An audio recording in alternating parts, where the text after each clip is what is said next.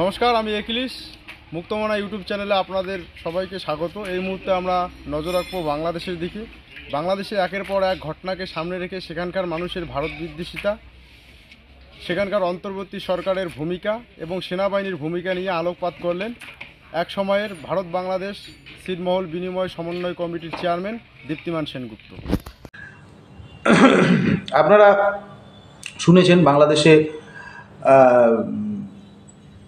যে একটা বন্যা হয়েছে, ফেনী, কুমিল্লা এবং চট্টগ্রাম এলাকাতে একটা বন্যা হয়েছে এবং সেই অঞ্চলটাতে প্রবল বৃষ্টি হয়েছে এবং তারা দোষ দিচ্ছে, যেটা অ্যাকচুয়ালি তাদের দোষ দেওয়ার একটা মানে দোষ দেওয়া ছাড়া আর কোনো রাস্তা তাদের কাছে খোলাও নেই। তো তারা বলছে ডোমব্রু বলে একটা বাঁধ আছে ত্রিপুরাতে, গোমতী নদীর ওপরে একটা খুব ছোট একটা বাঁধ, তিনটে মানে গোমতী নদীর ওই বাঁধটা আপনারা গুগল সার্চ করলে দেখবেন ওই বাঁধটার যে আয়তনটা সেটা খুব বেশি হলে পরে আমার মনে হয় 30 থেকে 35 মিটার, এর বেশি হবে না। হ্যাঁ, এবং সেখানে যে জলাধারটা আছে সেই জলাধারটা মানে একটা অটোমেটিক সিস্টেমে করা হয়েছে, যখনই সেই জলাধারে জল বেড়ে যায় তখন সেখান থেকে অটোমেটিক সিস্টেমে বেরিয়ে যায়। তো সেই 30 থেকে 40 মিটারের যে বাঁধটা, সেখানে 3খানা গেট আছে, অনলি তিনটে গেট আছে, সেই 3টে গেট দিয়ে জল বেরোয়। তো সেটা তো একটা বিষয় ছিল, কিন্তু মূল ব্যাপারটা হচ্ছে সম্পূর্ণ মানে পূর্বাঞ্চল থেকে যে বৃষ্টিটা ওপরে যে পাহাড়ি এলাকাটাতে বৃষ্টিটা হয়েছে, সেই পাহাড়ি এলাকার বৃষ্টিটা নিচে এসছে, তার সঙ্গে পূর্ণিমা হয়েছে বলেছি। কিন্তু গোমতী নদীর যে ওই 3টে আছে, গেট আছে, আর কোনো গেট নেই, খুব ছোট একটা বাঁধ। তো সেটা দিয়ে একটা এত বিস্তীর্ণ এলাকাতে হতে পারে না বন্যা। তার মূল কারণটাই হচ্ছে যে বৃষ্টিটা প্রবলভাবে হয়েছে। তো এটা গেল আলোচনার বিষয়, মানে একটা প্রাথমিক আলোচনা। এবার আসি যে আমি কেন কাঁচা লঙ্কার কথা বলেছি, যে বাংলাদেশের নাগরিকরা যদি বাস্তবিক অর্থে তারা নিজেদের সচেতন, মানে তারা যদি নিজেরা স্বয়ংসম্পূর্ণ হতে পারে, মানে চায়, তাহলে প্রথম দরকার তাদের আভ্যন্তরীণ উৎপাদন বৃদ্ধি করা। এই সব বাংলাদেশের চট্টগ্রাম, যেটা দক্ষিণ পূর্ব দিকে অবস্থিত, সেখানে কাঁচা লঙ্কার কেজি কোনো কোনো জায়গায় 1200 টাকা পর্যন্ত উঠেছে। কেন না, যোগাযোগ বিচ্ছিন্ন হয়ে যাওয়াতে পশ্চিম প্রান্ত থেকে ওখানে কাঁচা লঙ্কা যায়নি। দেখবেন ফেসবুকে স্বাভাবিকভাবে বা এমনি অন্যান্য যেগুলো হ্যান্ডেল আছে, নিউজ চ্যানেল আছে, সেখানে সব কিছু দেখাচ্ছে মানে একদম আদ্যান্ত। আমি বাংলাদেশের যারা আছেন আমি তাদেরকেও বলবো, এবং ভারতীয় যারা আছেন তারা তো অবশ্যই শেয়ার করবেন, বাংলাদেশের লোককেও বলছি, সব কিছু দেখাচ্ছে যে লোকে এসে কেউ মার জমানো টাকা এরকম ভাঁড়, সেই ভাঁড়ের যে টাকা সেটা এসে দিচ্ছে, কেউ তার আয় দিচ্ছে, কেউ সোনা দিচ্ছে, টাকা দিয়ে এরকম মানে বিভিন্নভাবে হচ্ছে, খাতায় লিখে নিচ্ছে, বাচ্চা বাচ্চা ছেলেমেয়েরা ছাত্রছাত্রীরা নিচ্ছে এবং সেটা পাঠাবে। প্রশ্নটা হচ্ছে বন্যার সময় সাধারণ মানুষ এগিয়ে এসছে, ভালো কথা, কিন্তু এই বিগত 3-4 দিনের বন্যাতে আমাদের ত্রিপুরাতেও বন্যা হয়েছে, এছাড়া আমাদের উত্তর ভারতের কিছু কিছু জায়গাতেও বন্যা হয়েছে। আমাদের আর্মিকে দেখা গেছে, আমাদের সেনাকে দেখা গেছে। বাংলাদেশের কোনো সেনার অ্যাক্টিভিটি দেখেছেন? সাধারণ ব্লগাররা যাচ্ছে, সাধারণ লোক যাচ্ছে, তো সেই ব্লগারদের দেখবেন কিন্তু সেনাকে দেখবেন না। কারণটা কি? আমি আগের যে লাইফটা ছিল সেটাতে দেখবেন, আমি বারবার করে বলেছি, বাংলাদেশের সেনা আমেরিকার হাতে বিক্রি হয়ে গেছে। আমি স্পেসিফিক এই শব্দটা বলেছি, সুনির্দিষ্টভাবে বলেছি, বাংলাদেশের সেনা আমেরিকার হাতে বিক্রি হয়ে গেছে এবং তাদের এখন কাজ হচ্ছে কোনো না কোনোভাবে তাদের সেন্ট মার্টিনের দিকে লক্ষ্য। এই সেন্ট মার্টিনের দিকে যে লক্ষ্যটা, এই সেন্ট মার্টিনের লক্ষ্যটা থেকে যেন অন্যদিকে চোখ ঘুরে যায়, সেই কারণে তাদের মধ্যে একটা অংশ ভারত বিরোধিতা করছে। এবং আপনি ফেসবুকে বিশেষ করে দেখবেন, টুইটারে আছে, আমাদের এখানে টিকটক অ্যাভেলেবেল না, দেখবেন ওখানে ছোট ছোট রিলস আসছে। আমরা অনেকে রাগের চোটে সেখানে গিয়ে মন্তব্য করছি। আপনি জেনে রাখবেন, যারা ভারত বিরোধী কথা বলছেন, যারা এখানে ভারতীয়রা আছেন, তারা অনেক সময় রেগে যান, রেগে গিয়ে ওখানে একটা কমেন্ট করেন, আমিও করি, আমারও ফিলিংসটা আসে, কিন্তু ওভারঅল রিসার্চের মধ্য দিয়ে যেটা আসলো, ওখানে মন্তব্য আপনি যত বেশি করবেন ও পয়সা পাবে, আপনি যদি রাগের ইমোজি দেন তাহলেও ও পয়সা পাবে। ফলে কোনো রকম লাইক না, কোনো রকম মন্তব্য নয়। এই দুটো জিনিস মাথায় রাখবেন, যে ওরা রিলসটা করছে, একটা সংখ্যক ওরা ওদের মধ্যে লাইক করছে এবং এটা দিয়ে একটা বাতাবরণ বানানোর মানে তৈরি করার হচ্ছে। এবং এটাও আমি বলেছিলাম, আমি গত ইসেও বলেছিলাম যে আগামী 15 দিনের জন্য কী কী করণীয়। তো এবার বলছি, আগামী 20 থেকে 25 দিনের মাথায়, এটা হচ্ছে আপনার অগাস্ট মাসের আজকে প্রায় শেষ সপ্তাহ, ধরুন 26-27 তারিখ, আমি সুনির্দিষ্ট করে বলতে পারি সেপ্টেম্বর মাসের মাঝামাঝি, অর্থাৎ ভাদ্র মাস শেষ যখন হয়ে যাবে, আশ্বিন মাস শুরু হবে, বাংলাদেশ আরেকটি নতুন ধরনের অর্থনৈতিক সংকটের মধ্যে পড়তে যাচ্ছে। সেটা হচ্ছে ওষুধ কেন্দ্রিক। যেটা বলেছিলাম যে কাঁচা লঙ্কা অলরেডি সেটা হয়ে গেল, এরপরে সবজি হবে। এবং এই অর্থনৈতিক সংকটটা কিভাবে আসছে, কারণ যখন এই বর্ষাটা শেষ হয়ে যাবে, তখন এত মাছ যেটা ভেসে গেল বা এত মাছ যেটা ওরা খেয়েছে, যেই মাছ ইলিশ মাছ, এই মাছ ও মাছ করে যে এতদিন লাফালাফিটা ছিল, যত আস্তে আস্তে এগোবে মাছের পরিমাণ কমবে, প্রোটিনের পরিমাণ কমবে, মানুষের সুস্থতার জন্য তখন ওই বাজারগুলো আস্তে আস্তে আস্তে আস্তে বৃদ্ধি পাবে।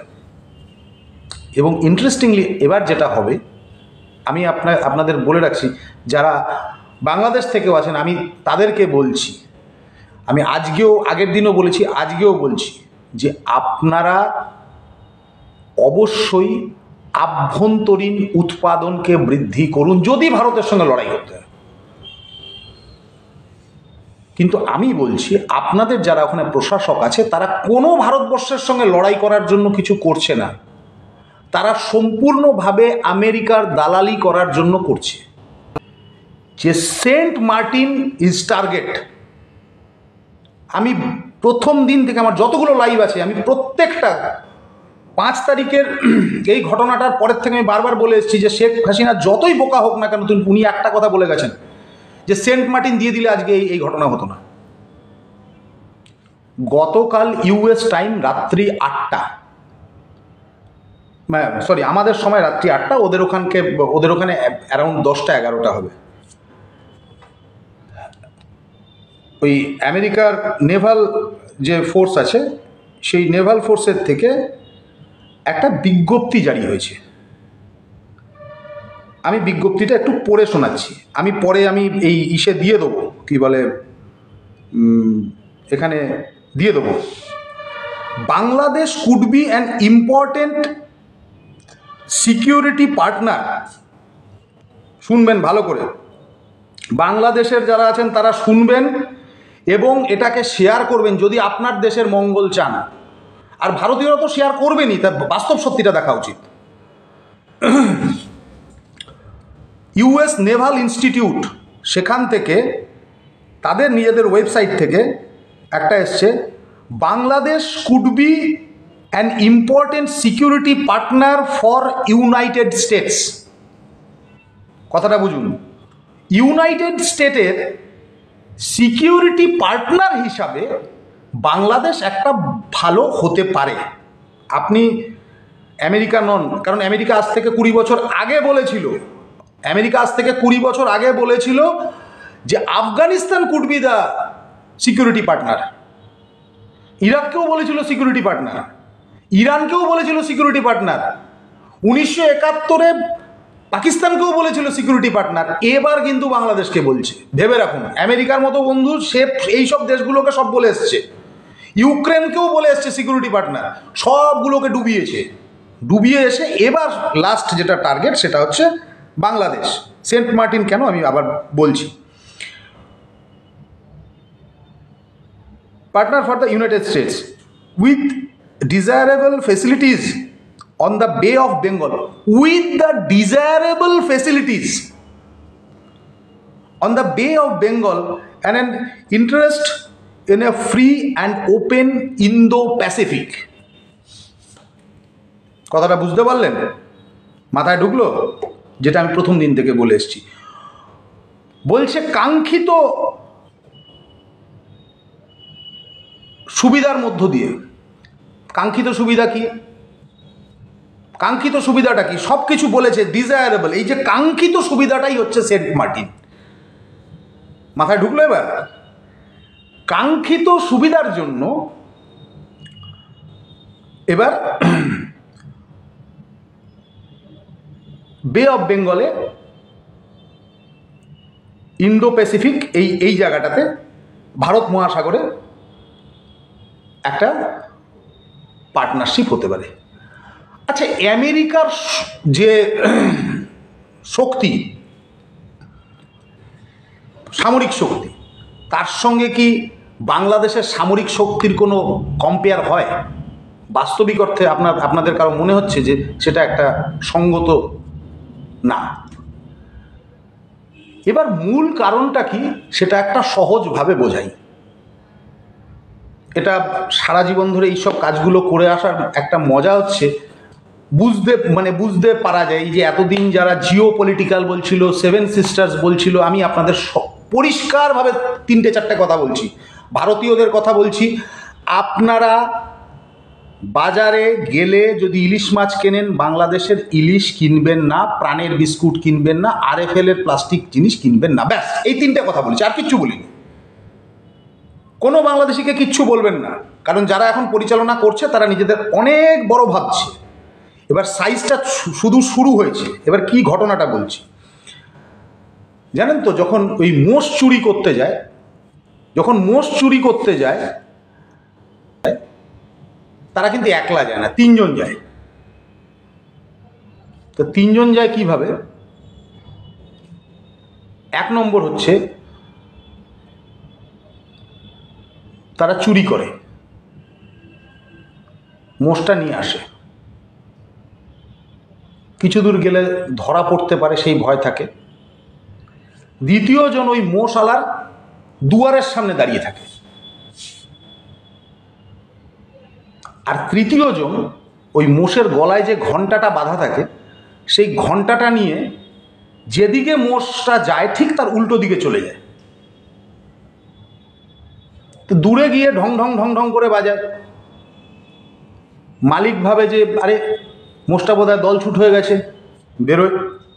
কোথায় মোষ, কোথায়? ওই লোকটা বলে কি ওই দিকে তো একটা আওয়াজ শুনলাম, উল্টো দিকটা দেখায়। তো সেই উল্টো দিকে মালিক চলে যায়। আর এই মোষ তো একবারে যায় না, মোষটাকে হ্যাট করে নিয়ে যেতে হয়, তো সময় লাগে।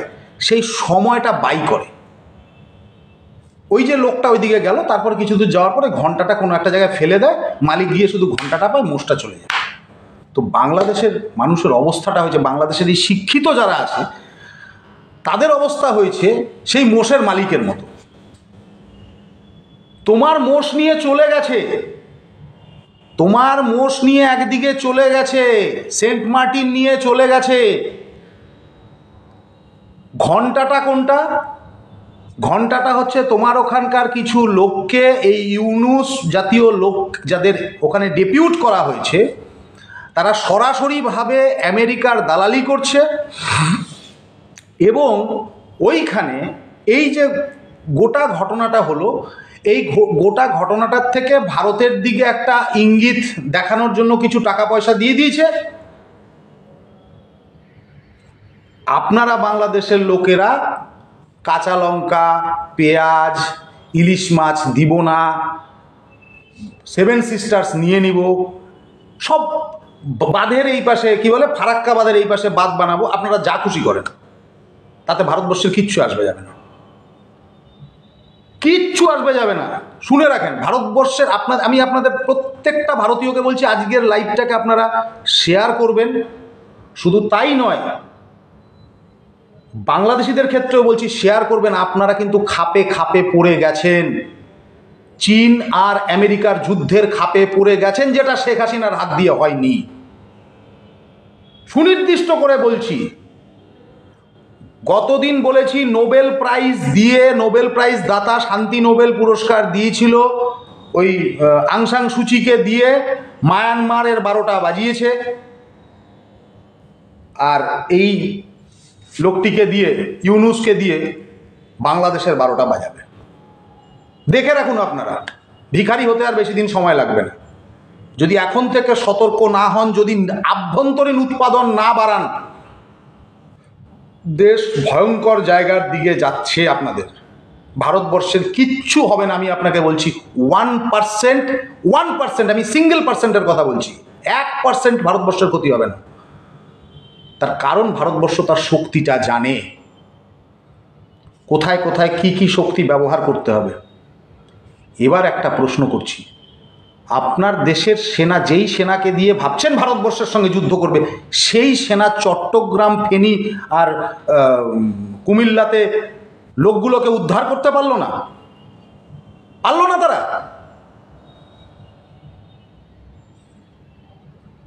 কেন পারল না তারা? ভেবেছেন কোনো সময়? কারণ তাদের উদ্ধার করাটা কাজ নয়।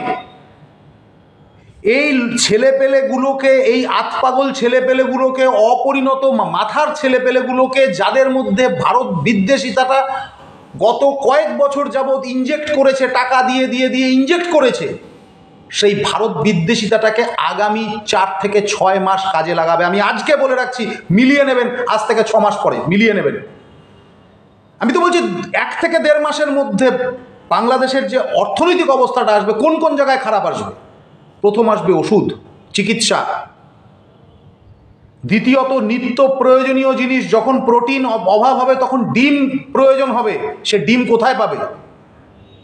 আমি প্রত্যেকটি বাংলাদেশি নাগরিককে বলছি, আপনারা আমাকে হাজার শত্রু মনে করেন, আমি তারপরেও আমি আপনাকে বলছি যে যদি ভারতের সঙ্গে যুদ্ধ করতে হয় তাহলে নিজেদের স্বয়ংসম্পূর্ণ করতে হবে। স্বয়ংসম্পূর্ণ করতে সেই প্রতিযোগিতাতে নামতে আপনাদের দেবে না, আপনাদের দৃষ্টি ঘুরিয়ে রাখবে। আমার ভারতীয় অনেক বন্ধু ভাবছেন যে আপনি কি বাংলাদেশের পক্ষে কথা বলছেন। আমি বাংলাদেশের পক্ষে কথা বলছি না, কিন্তু চোখের সামনে যখন দেখছি একটা রাষ্ট্র ধ্বংস হয়ে যাচ্ছে, আপনার বাড়ির পাশে যদি কোনো একটি পরিবারে শুধুমাত্র মদ খেয়ে নেশাগ্রস্ত অবস্থাতে পরিবারটা ধ্বংস হয়, আপনার পড়শি যদি তিনি হন, আপনি তার সংশোধন করার চেষ্টা করবেন না? শুভবুদ্ধি সম্পন্ন মানুষ হিসাবে ধর্মীয় অন্ধত্ব ঢুকিয়ে ঢুকিয়ে ঢুকিয়ে ঢুকিয়ে, ভারত বিদ্বেষিতা ঢুকিয়ে ঢুকিয়ে ঢুকিয়ে ইতিহাস মানে সম্পূর্ণ মুছে ফেলা হচ্ছে। তাদের সেনা কতটা অযোগ্য যে নিজের দেশের নাগরিককে উদ্ধার করতে পারে না, সাধারণ ছাত্রছাত্রীকে যেতে হয়। কতটুকু সেনা? আমাদের দেশে বন্যা হয়েছে, বহু জায়গায় বন্যা হয়েছে, কোথাও দেখেছেন সাধারণ মানুষকে রাষ্ট্র ব্যবস্থা নিয়েছে? কোথায় সেনা প্রধান? তাকে তো দেখা যাচ্ছে না। ভারতবর্ষের সঙ্গে লড়াই করবে তাহলে তো সেই সেনাপ্রধানকে লাগবে। তো সুতরাং আমি নিশ্চিন্ত হয়ে বলছি, আপনারা ট্র্যাপে পড়ে গেছেন। আজকের ভিডিওটা শেয়ার করবেন। এবং আমি আবারও বলছি, শুদ্ধ জল পান করুন। যদি বাংলাদেশকে বাঁচাতে হয়, যদি সেবা দিতে হয়, তাহলে যতগুলো জায়গায় বন্যা হয়েছে ওখানে খেতে দিন। না খেতে পেয়ে কেউ মরবে না, না খেতে পেয়ে কেউ মরবে না, কিন্তু খারাপ জল খেলে পরে মৃত্যু অবধারিত, এবং সেই মৃত্যু কিন্তু ভয়ঙ্কর রকমের মৃত্যু হবে। যতজন বন্যাতে মারা গেছে, যতজন ওই গুলিতে মারা গেছে, গুলির প্রশ্নটাতে আসছে, তার থেকে 4 গুণ লোক মারা যাবে, অসুখ বিসুখে মারা যাবে, সম্পূর্ণ সিস্টেমটা ধ্বংস হয়ে যাবে। আর যারা অর্থ আছে তারা বিদেশে চলে যাবে। আপনারা ভয়ঙ্কর ট্র্যাপের মধ্যে পড়ে গেছেন। এই ট্র্যাপ থেকে বাঁচানো, আমি বলছি যে যদি নিজেরা চেষ্টা করেন, একমাত্র আপনি ভুলে যান আওয়ামী লীগ, আপনি ভুলে যান বিএনপি, আপনি ভুলে যান ছাত্রদল সম্মিলিত হেনা তেনা, খালি দেখুন যে দালালি কে কে করছে। আসল দালালি তো এখন শুরু হলো।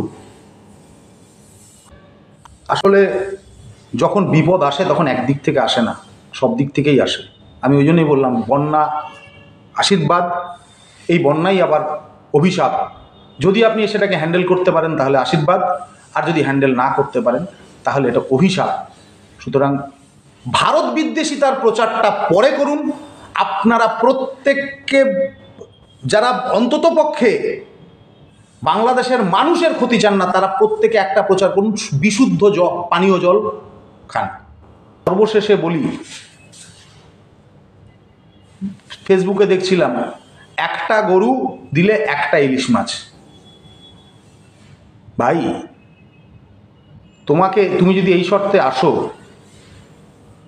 তাহলে পরে তোমাকে বলছি হ্যাঁ দেবো, কারণ ভারতবর্ষ বিশ্বের দ্বিতীয় বৃহত্তম গোমাংস সাপ্লায়ার, দেবো। কিন্তু সেটা স্লটার্স হাউস থেকে, অর্থাৎ কসাইখানা থেকে, সরকারি যে নীতিগতভাবে যেখান থেকে হয় সেখান থেকে দেবো, সেখান থেকে কিনে নিও, পাচার করে হবে না।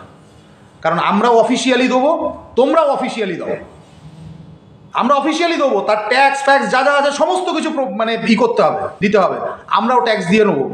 আমরা নেবো না, আমরা রফতানি করব, আমদানি আর হবে না। অন্ততপক্ষে আমি ব্যক্তিগতভাবে বলছি বাংলাদেশের ইলিশ খাবো না, এবং আপনাদেরও আমি বলছি যে আপনারা বাজারে গিয়ে জিজ্ঞাসা করবেন, কারণ এদের শিক্ষা হওয়ার প্রয়োজন আছে। ছেলে মানুষের একটা লেভেল থাকে, সেই ছেলে মানুষের লেভেলটা এরা ক্রস করে গেছে। আমি আজকে